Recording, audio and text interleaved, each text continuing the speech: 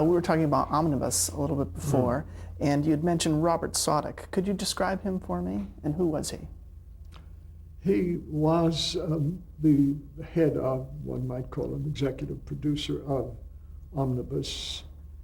It was ABC TV in the beginning, then the show moved to CBS for a year or two and then to NBC. But Bob Sodick had been VP of Public Affairs at ABC TV when I was on staff at ABC TV prior to Omnibus. And I directed a show for Bob.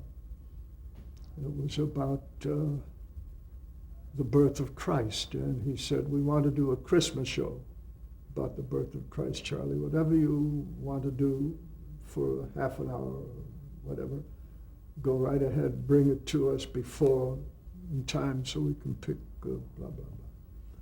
So I decided to use all the great Renaissance paintings of the time depicting the birth of Christ.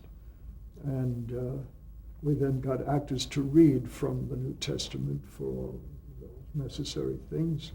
And the show went very well and received not a Peabody, but one of those awards and so on.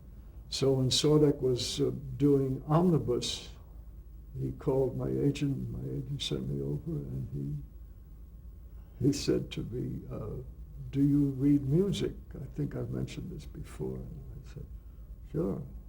He said, okay, we're doing the Pirates of Penzance with the D'Oyly Carte Company, and they won't be able to rehearse because Actors Equity insists upon a full day's pay for every rehearsal, and Omnibus can't afford that. Can you deal with that? And I said, sure, I'll just go watch the show and be able to use the score and read the music and so on. Well, they weren't doing that show on Broadway for whatever reason. So I took the score and I went to the stage manager, some British fella, and I said, okay, who stands where and who moves when and which bar? And I wrote it all in the score. And we went in, and we weren't even allowed to rehearse with them except one dress rehearsal. So I went to those nimble cameramen at ABC TV, and I said, she's going to stand there, and then she'll walk there, and you follow her. He's going to come in from there, you follow him over there, and use your 50 millimeter lens, and you use your 75, all on paper. We went on the air, and it worked. And the day after, Bob Sodick called me into his office. He said, you do read music. And he said, how would you like to do a show out of the Yale swimming pool? And I needed work. I said, why not? And it was Esther Williams with the great coach of the Yale swimming team, a fellow named Bob Kippeth. And I said to Mr. Sodick, after an interview and so on, I said, it would be great to see these guys swim underwater with an underwater camera. He said, well, it's not being done. I said, yes, but if we cut a hole in the side of the Yale swimming pool 4 feet below the water surface and put in double-faced glass, and Omnibus did that. And I had a camera shooting these people from underwater, and it's another thing to watch them swim underwater. So that went very well. And then he said, you proved that you can read music. How would you like to work with Leonard Bernstein? And I said, I beg your pardon. How would I like to work? And I went to work with Lenny, and we did all the shows on Omnibus. And from that came Agnes DeMille and many other wonderful things. So, did you work on the very first one, the Beethoven's Fifth? No, I didn't. The man who fought with Leonard Bernstein about how to interpret the music did that one. A brilliant director named Elliot Silverstein. And Lenny said, I don't want to work with that guy again, period. But Elliot was a brilliant director, went on to do a feature. Forgot, maybe more than one, for all I know. Let me mention a few other Omnibus shows and see if you remember anything about them. Jack Be Normal was the title of one, with Ruth White, Richard Olson, and Darren McGavin. Jack B. Yeah, that was funny. The little boy's name, there was a a boy in it whose name I can't remember, wonderful 14-year-old actor. But Ruth White, whom I had directed in Summer Stock in the 40s, the most wonderful actress I've ever worked with. And she was in that show. I probably had to do with getting her into it. That's really about all I remember about that show. Okay. The Azuma Kabuki dancers? Oh, because of my ability to read music. When the Kabuki dancers came over to the USA for the first time ever, Omnibus, Bob Sodek, was smart enough to say, let's put them on television. And he said, how would you like to direct the Kabuki dancers? I said, oh boy. And the funny thing about, other than how brilliant they were and what great stuff it was wintertime in New York City, and I had a hat I had bought at Macy's, a Russian chinchilla kind of, looked very Russian, and it had Macy's Red Star on the front of it. And the Japanese prince came to the studio to see the rehearsals and so on, and he looked at my hat and said to the interpreter, who said to me, His Highness would like to know if you have directed in the Soviet Union. So I pointed to the star and I said, tell your Highness this is from Macy's. And he laughed. He had been to Macy's, believe it or not. All right. How about a show called The Better Half with Hume Cronin and Ray Walston and Jessica Tandy? Oh, yeah. I wish I could remember the writer's name. It's from a short story by a British writer. And in it, Hume Cronin and Jessica Tandy, as usual, play husband and wife. And he goes off on an adventure. And he has himself replaced by a man who is his double, according to the short story. Well, we found Ray Walston, who had done Damn Yankees by that time, I think. And he is an almost facial double with certain makeup for Hume Cronin. So that's how we got to do that show with those two guys who look so much like each other. It's fantastic. It's a fun show. What about Let There Be Farce with Judith Evelyn, Enid Markey, and Jonathan Harris? Doesn't sound like one of mine. Okay. How about Plays of the Irish Renaissance with Sabayan McKenna? Oh, yeah. By the way, I had to learn that in Ireland, that spelling, Siobhan, is pronounced Siobhan. So I had to learn that, and she insisted that I learn it. She was maybe still is, for all I know. She was with the Abbey Theatre in Ireland, the famous theatre, and she was a wonderful actress. And we did scenes from all the great Irish playwrights. She did them. I did the cameras for it. But she was just fabulous. That was what that was all about. How many cameras were used on Omnibus? Depending on what the director wanted and what the budget allowed. Usually minimally 3, sometimes 4. Sometimes 4. And again, for example, in 1952, for Eisenhower's inauguration, each network had 16 or 17 cameras on the whole schmear. Each network, they were bunched in together and so on and so forth. But the time, will you be getting to the Bolshoi Ballet? And I'll talk about the cameras for that. Now, did you, were you in charge of the budget on Omnibus or other people? Oh, no. Bob Sodek told us what the budget would be. I see. And we would try to exceed it and ask for this special or that special. It would depend on what we could prove really in all fact was needed. But he was very good. When you were putting that window in at Yale, did Omnibus pay for that? Yep. Omnibus, because Sodek saw the value of that thing. And the coach Kippeth at Yale encouraged it, of course. But Bob Sodek realized that his name and Omnibus name would go down in Yale history forever. So They kept it there, right? Oh, sure. Oh, valuable for the coaches to see what their swimmers were doing, which is very different from above the surface of the water. Let me read a couple more titles here. Vest Pocket Symphony with harmonica player John Sebastian. Something familiar? No. Okay. Amicable Parting with Eli Wallach and Ann Jackson. I did something with them. That might be it. It was a one-act short story. That might be the thing, yeah. Okay. Comedy and Song with Alice Pierce. Oh, she's wonderful. I wish I had it. She had been on Broadway in several things. And she's the one who took the name of the river, the name of the city, Constantinople. And she did a number based on doing it backwards. And backwards it's El Polnitnatsnak instead of Constantinople. And she would go, El Polnitnatsnak, and she'd do it and did it with such fun. She was a good comedian.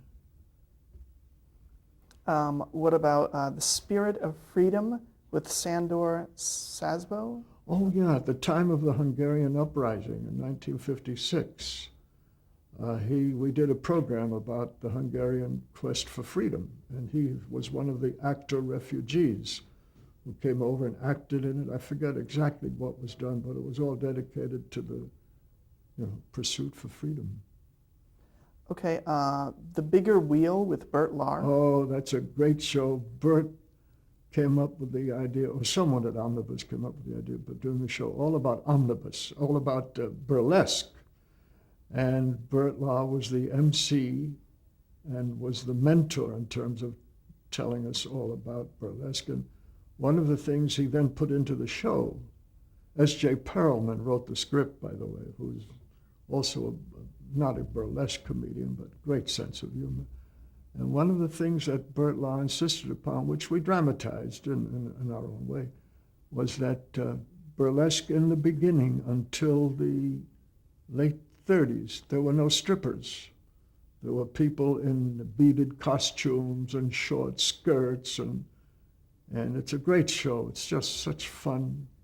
And that was whatever that one is called on your list. Okay, The Ballad of Baby Doe. Yeah, that's an opera. And it has only been done twice, once on Omnibus, which I had the good luck to direct, and once at the City Center by the City Center Opera Company. It's a very good opera about, what was her husband's name? But Baby Doe was the woman who then, after he discovered the silver mines, Horace Tabor, Tabor, he and Baby Doe were married, and then he discovered silver and went broke, and she lived out the rest of her life in a little cabin up in the wilderness. Baby Doe. Baptiste. Oh, the great Jean-Louis Barrault, the great French, what does one call him, an actor, I suppose. Yeah, he did his act on Omnibus, and all I did was tell the camera, just stay head to toe, don't bother doing anything else. He was wonderful. And you brought him from France? No, he was on Broadway doing his show with his wife, Madeleine Barrault. They were doing other things, but this was the character he played in that wonderful French movie.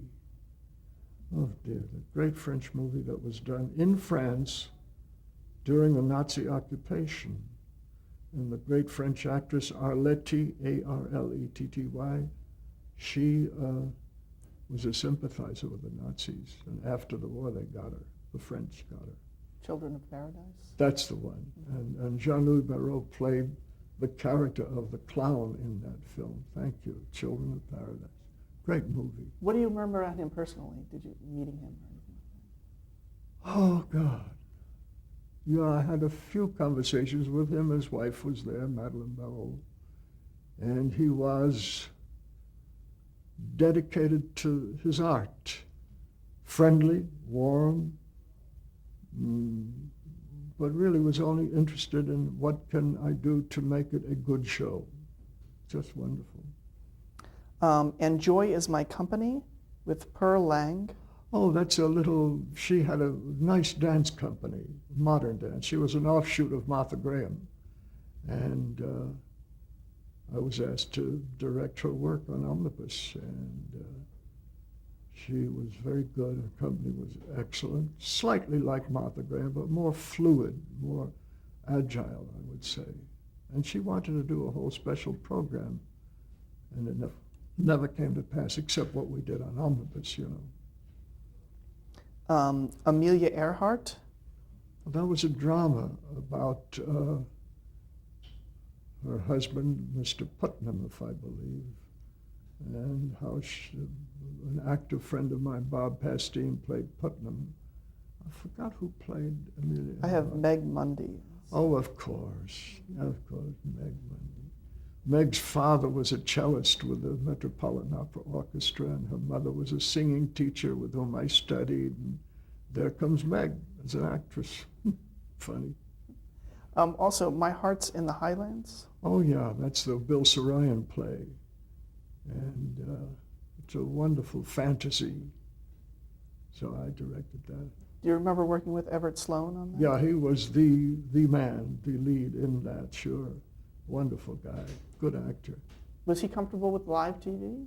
Yeah, he was okay. He was all right. I remember no difficulties whatsoever, and I usually do remember problems. And Saroyan did a bunch of things with Omnibus. He did another thing that I think might have been filmed called Under the Sun. Yeah. I worked with Saroyan, and he was a very friendly, interesting man. We had a good time together. In fact, he and I went to see a Sean O'Casey play that was playing on Broadway at the time, because we were both interested in another great playwright, you know. We didn't talk about the host of Omnibus. Who was that? Oh, Alistair Cook. Oh, wonderful guy. Brilliant journalist. Man around town. I wouldn't say that about him. He was just a brilliant human being with a great sense of humor and an ability to ad-lib fantastically, which in live television was a blessing. Funny man. You had also talked about Agnes DeMille. Can you talk a little bit about working with her? Did she research a lot for those shows that she did? Oh, yeah. She was, like all great choreographers, did great research about her subjects. And the very first thing I did with her, which was called The Story of Ballet. Then there was another one about the dance, and then I did several of her ballets, all with her, of course. And when we did the first show, she had never done television. And there was a dancer, leading dancer with her named James Mitchell, who went on into television. And she wouldn't let me in to see the rehearsal. And Jimmy Mitchell, with whom I had worked on something else, Jimmy told me later that he said to her, Agnes, he's the director. He's going to be doing it on camera. You have to let him watch rehearsals. And so she did. And after that first experience, she turned to me one day and gave me the compliment of my life. She said, Charles, you are my eyes. So I did all her work after that. And she had a great sense of humor and sometimes wicked point of view about people and society. One of her uncles was the great George Clemenceau, I think. A Fabian socialist, whatever the hell that is. Anyhow, she was very intelligent and very learned and a good dancer, too, in her time. So did she do any dancing on the shows that you did? There's one show where she did an illustration of an 18th century dance. Just a short thing, but it was delightful. And she had been a good dancer. She created the role in Rodeo, her own ballet, the cowgirl. And she was a great dancer. Could you talk about directing a dance piece?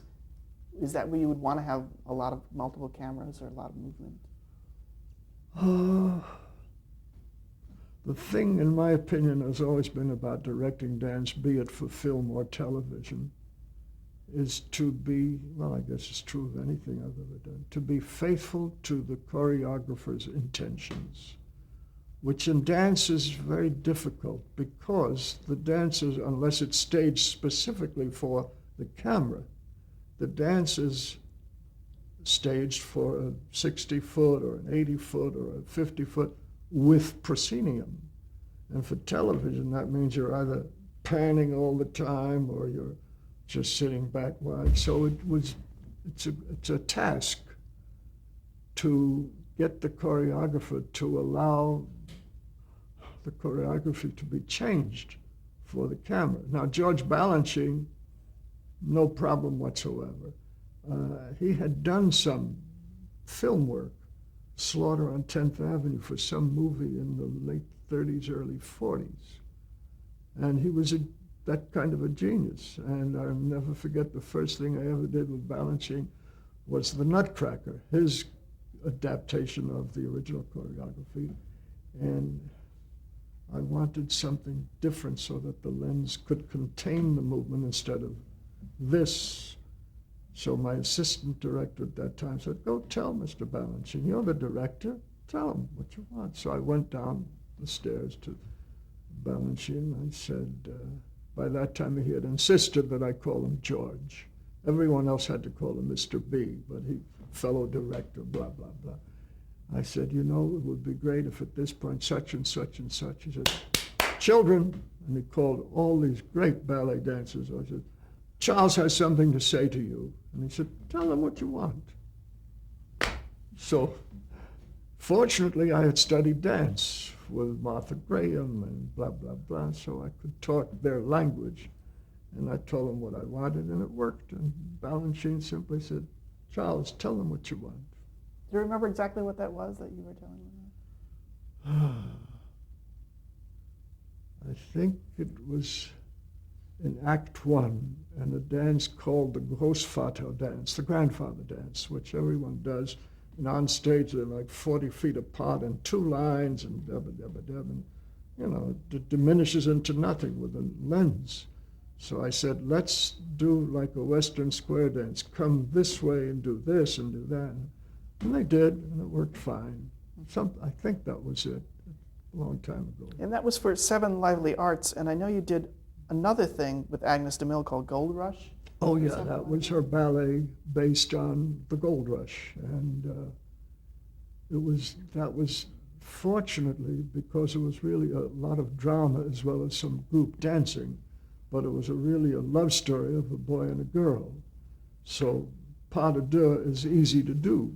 You know, it's two people dancing, and usually if they break apart and go into solos, one is doing a solo, the other one's doing nothing. So that was relatively easy to do, and I had her confidence by then. So that was the story of the Gold Rush, yeah. And you also worked with her quite later in her career, in the 70s, for something, Conversations About the Dance. Oh yeah, she did the history of the dance and used the American Ballet Theater kids dancers as illustrations of all the various dances that dance has been. And Gregory Peck was the man who introduced her at the time. She was already, unfortunately, severely crippled by the heart attack she had had. So he brought her out on stage in her wheelchair, and he introduced her and so on. And then she sat in the corner. We did it here at the amphitheater. Can't remember the name. And she was on stage, and she would talk about what was happening on stage at the same time. A lovely program. She was a very gifted, talented woman, wonderful. We talked a little bit about Leonard Bernstein and the shows you did with him. Let's just talk about a couple individual ones. The Messiah?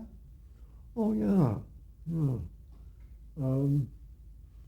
Lenny did first his own lecture, as it were, with the orchestra and himself doing all the talking and going to the piano about what the Messiah was, musically speaking, and here's something the strings play and this and that and that.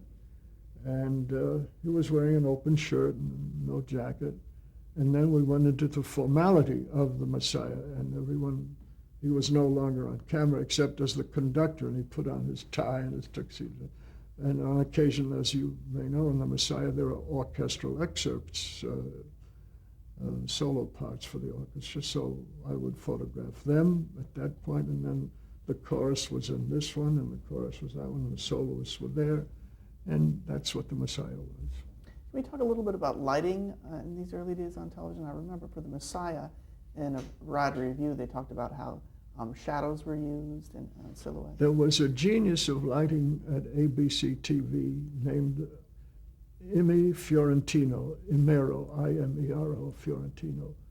And I was lucky enough to work with him in some program in 1950, and by the time we got to Omnibus, he and I were buddies, and we'd go to see dance ballet movies together, so I could tell him what I wanted, and he could tell me what he thought, and he did the Messiah, and he did a lot of my ballets with Agnes de Mille and with Balanchine and so on.